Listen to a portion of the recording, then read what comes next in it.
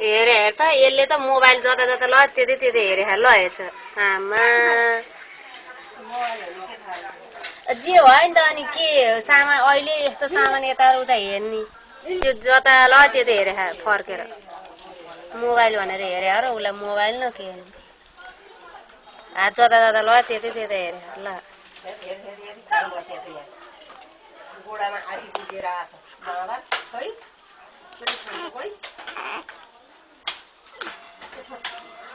नानी यता जाऊ नानी त्यहाँ बस्ने होइन नि यहाँ कुर्सीमा बस्नु पो त